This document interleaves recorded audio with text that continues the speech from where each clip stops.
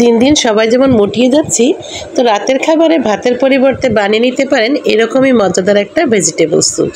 এতই টেস্টি যে খুবই ভালো লাগবে খেতে, আর ভাতের কথা ভুলে যাবেন। তো এখানে নিয়েছি গাজর, বিটরুট, আলু আর নিয়েছি কুশি।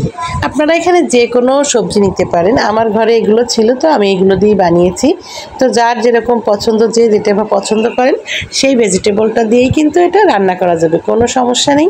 তো একটু লবণ দিয়ে দিলাম। এখানে লবণটা যার যার রান্নার পরিমাণ বুঝে স্বাদ বুঝে দিবেন। আমি এখানে একটু পেঁয়াজও দিয়ে দিলাম, আমার মেয়ে পেঁয়াজটা অনেক পছন্দ করে স্যুপের ভিতর, এর জন্য একটু পেঁয়াজ দিয়ে দিলাম। এই পেঁয়াজটা দিলে কিন্তু সবজির কাজই করবে। তো এই যে পেঁয়াজটা দিয়ে বেশ কিছুক্ষণ একটু সিদ্ধ করে নিলাম। যখন মোটামুটি ভালো সিদ্ধ হয়ে গেছে তখন এর ভিতর দিয়ে দিলাম পরিমাণ মতো গোলমরিচের গুঁড়া। গোলমরিচের গুঁড়াটা অবশ্যই দিবেন, তাহলে কিন্তু স্যুপের ভিতর খেতে অনেক ভালো লাগে। আর এর ভিতরে আমি ঝালের জন্য আরেকটু দিয়ে দিয়েছি চিলি ফ্লেক্স। চিলি ফ্লেক্সটা আপনারা যদি মনে করেন নাও দিতে পারেন, আমার বাচ্চারা একটু ঝাল ঝাল স্যুপ পছন্দ করে, সেই জন্য আমি একটু চিলি ফ্লেক্স দিলাম।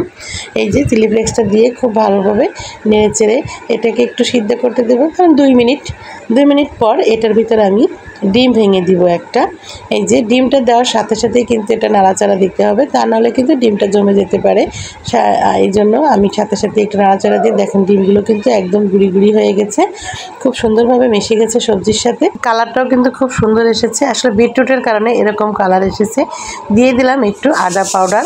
আপনারা এখানে আদা পাউডার না থাকলে আদা বাটাটাও দিতে পারেন। আদা বাটাটা দিলে কিন্তু স্যুপের ভিতর অনেক ভালো লাগে, অনেকে আদা কুচি করেও দেয়, আদা কুচিটাও দেওয়া যাবে। এই যে এরপরে একটু নাড়াচাড়া দিয়ে বেশ কিছুক্ষণ এটাকে আরও একটু সিদ্ধ করে নিলাম। এরপরে আমি এর ভিতরে দিয়ে দেবো কর্নফ্লাওয়ার। আমি কর্নফ্লাওয়ারটাকে একটু পানি দিয়ে গুলে নেব, তা না হলে কিন্তু কর্নফ্লাওয়ারটা দলা দলা পেকে যেতে পারে। এর জন্য একটু পানি দিয়ে গুলে দিলে এটা কিন্তু আর দলা পাকিয়ে যাবে না। আর যখন পানি দিয়ে গুলে এটার ভিতর দিব, তখন কিন্তু সাথে সাথেই নাড়াচাড়া দিতে হবে, তাহলে এটা আর মানে হবে না, দলা পাকিয়ে যাবে না। যে সবশেষে দিয়ে দিলাম লেবু। এখানে ইচ্ছে করলে লেবু না দিয়ে আপনার লেবু পাতাটাও ব্যবহার করতে পারেন, তো আমার কাছে লেবু পাতা ছিল না, এর জন্য আমি একটা লেবুর অর্ধেকটা চিপের ভিতরে দিয়ে দিয়েছি। লেবুটা দেওয়ার পর আর বেশি জাল দেবো না, 2 মিনিট পরে এটাকে নামিয়ে নেব। দেখেন এর কনসিস্টেন্সিটা কিন্তু অনেক সুন্দর হয়েছে, আর খেতেও কিন্তু দারুণ মজা হয়েছে, আমি খেয়ে রেখেছি। তো এইভাবে আপনারা রান্না করে নিতে পারেন রাতের খাবারের জন্য এই স্যুপটা, বা সন্ধ্যাবেলাও খেতে পারি আমরা। খুবই মজার টেস্টি একটা স্যুপ, আর অনেক হেলদি, আমাদের শরীরের জন্য কিন্তু খুবই উপকারী।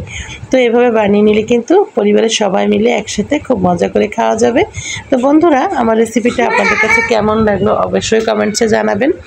যদি আপনাদের কাছে ভালো লাগে, আমি যদি আপনাদের মনের কাছে পৌঁছাতে পারি, তো অবশ্যই একটা লাইক কমেন্ট শেয়ার দিয়ে দিবেন।